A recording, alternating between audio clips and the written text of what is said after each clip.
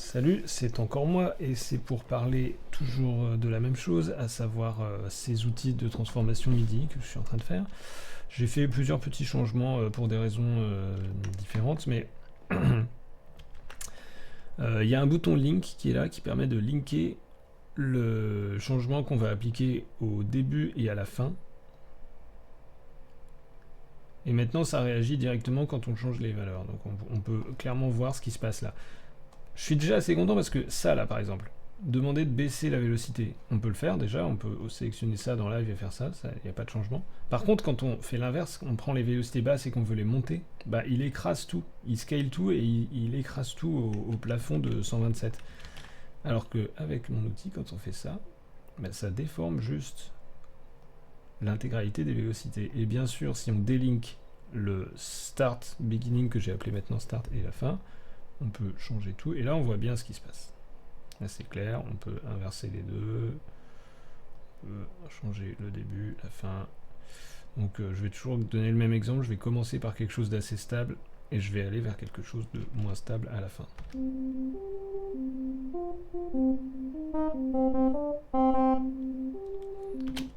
Il y a la même chose avec le pitch, c'est très rigolo. Alors on peut linker les choses.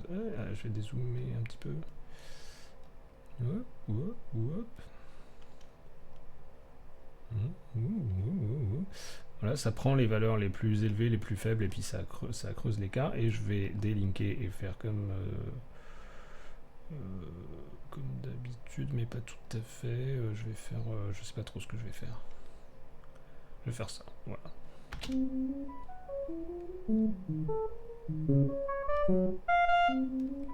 Bah là, par exemple, voilà, j'aimerais bien... Enfin, c'est un des dilemmes que j'ai eu quand je développe cet outil, c'est si j'ai envie de commencer par quelque chose de stable et de creuser les écarts entre les notes, bah ce système d'addition à une note n'est pas idéal. C'est-à-dire que là, mon système, il considère que si je mets tout à 0, il n'y a pas de changement. Mais ça veut dire que s'il y a déjà des écarts de creuset à la base, on ne peut pas réduire l'écart. On peut que le... Enfin, ou alors il faut le faire visuellement et essayer de viser pour que le max et le min se rejoignent. Mais c'est pour ce genre de choses, et on le verra après encore plus avec la durée, que j'aimerais bien avoir un bouton qui dit fixe, enfin, choisis des valeurs qui font que tel quel ça change rien. Enfin,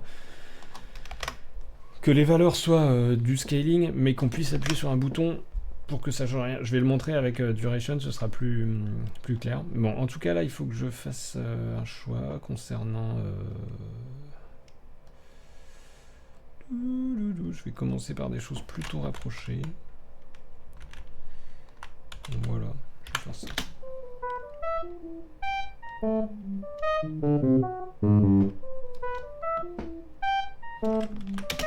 Ça va un peu trop grave. Enfin, ça... je vais...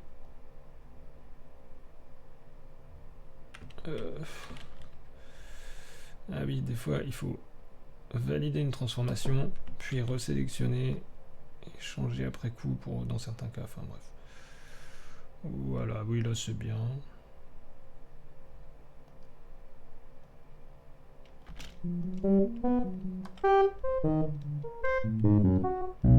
Ça n'a pas de sens, mais c'est pas grave.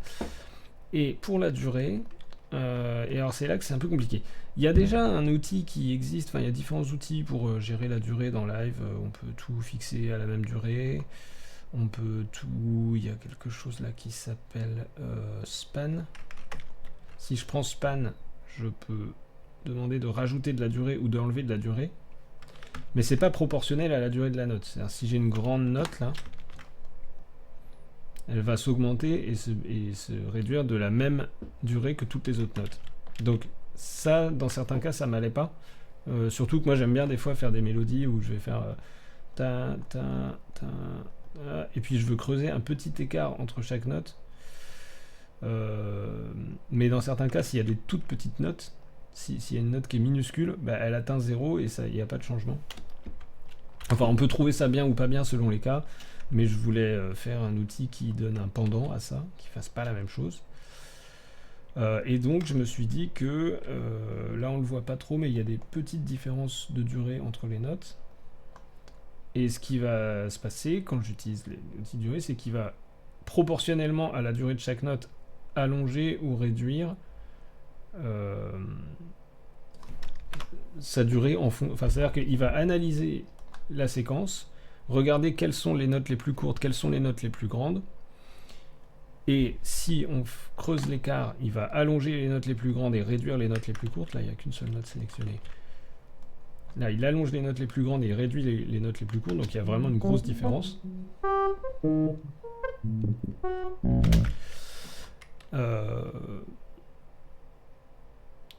Ça peut poser problème parce que s'il y a des notes extrêmement courtes, ben ça sert plus à rien de mettre le minimum en dessous de 1, puisque ça fait plus aucune différence. Enfin là, elle n'était pas aussi courte que possible, mais j'ai pas encore trouvé la solution idéale à ces paramètres de durée.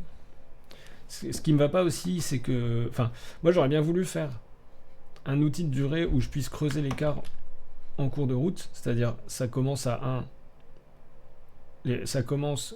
je vais délinker. Pour le start, le minimum et le maximum sont à 1.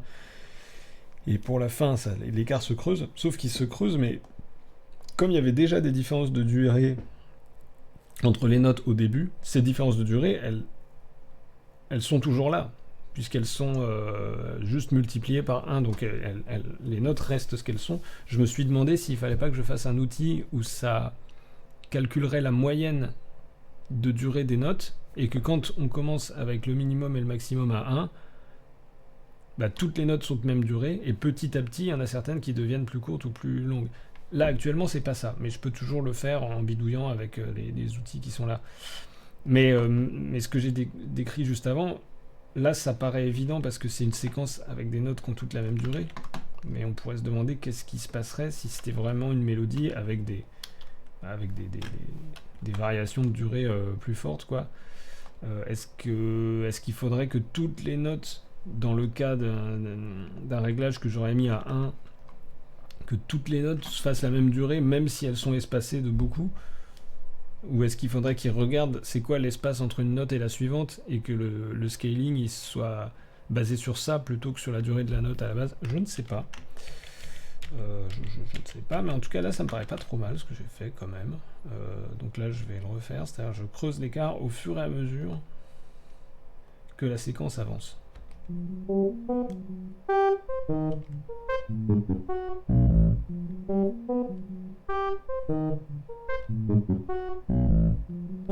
C'est très beau. Et voilà, je vais maintenant manger un risotto.